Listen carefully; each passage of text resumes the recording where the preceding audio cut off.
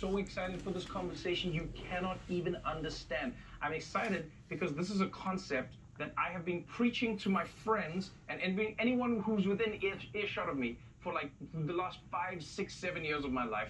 But I do not have the time nor the commitment to do any of the research to back up any of my claims.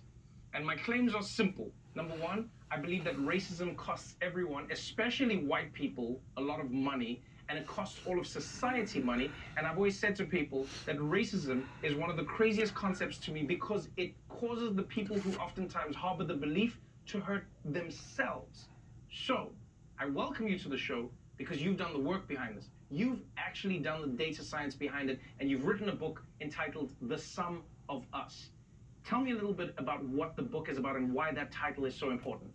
I wrote this book because after nearly 20 years of trying to find solutions to economic inequality and our big problems in society, I kept running up against a wall and I kept asking myself, okay, why can't we just seem to have nice things? And by nice things, I don't mean like hovercraft or laundry that does itself. I mean universal health care, a public health system to handle pandemics, reliable modern infrastructure in a country with so much wealth. So I set off on this journey across the country. I immersed myself in the research, and it turns out that racism is at the core of all of our most vexing public problems. As I've traveled throughout the world, the countries where they have the most fair ideas are the countries where they also have the most homogenous populations, where they believe everyone should have because everyone is like me. It feels like it is easier for people to not believe that life is a zero-sum game when they think that everybody's benefiting because everybody should benefit. Talk me through some of that and what you discovered in your research.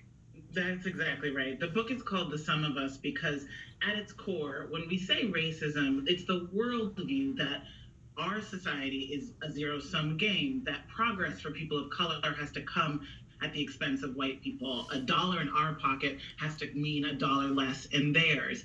And of course, economically, that's just not true. Just last year, Citigroup found that over the past 20 years, the racial economic divides, which are here because of policy, past and present, cost this country $16 trillion. But I kept hearing it across the country when I talked to people. I went to Mississippi and talked to a factory worker named Joey who explained that his white coworkers voted no to join a union that would have given them better wages and benefits because the mentality was, as he said, if the blacks are for it, I'm against it. That has been the overarching ideology and worldview of many, if not most, white Americans, according to the public opinion data, really, particularly since the civil rights movement, sort of forced them to share the spoils of a country that used to be basically the benefits were for whites only. You know, you've run think tanks and you've worked in the world of just looking at the numbers. But for this book, you combine the numbers with the personal stories. What have you found is the best method to get a person to understand that racism is costing them money, even though they're the one being racist?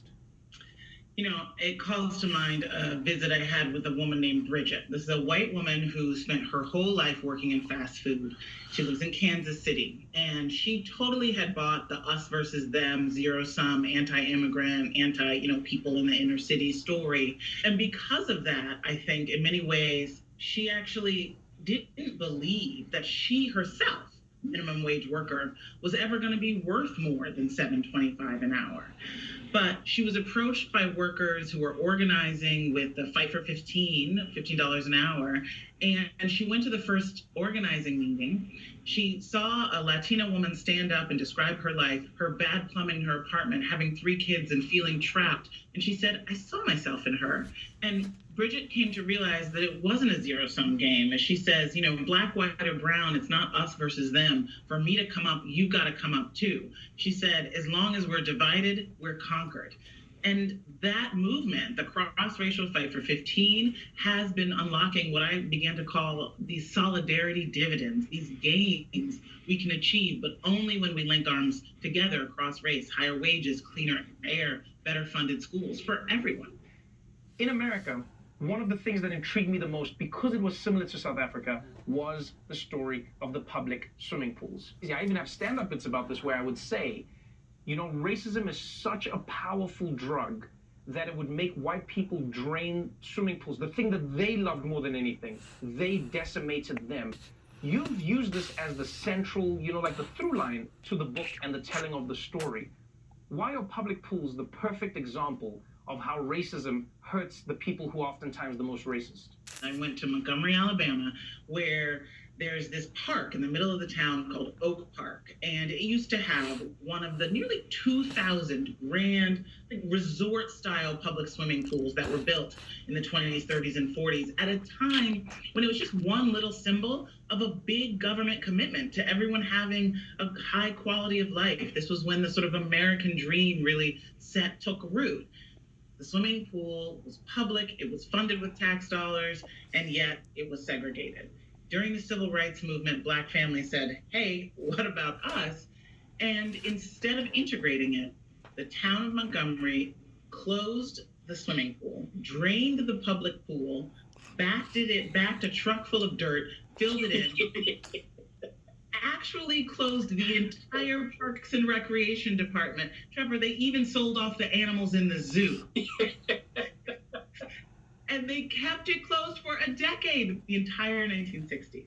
It's wild. It's wild, but it is the perfect example of the way that racism has a cost for everyone. It feels like in America, ever since the civil rights movement, we've all been sort of dealing with living in the bottom of a drained pool. It feels like since then, and the evidence bears this out, we have seen white people with their votes turn their backs on the formula that created the great middle class that would have made all of our lives better, because they would have to share it with people they've been taught, and that's the key, that they've been taught to disdain and distrust. You know, what I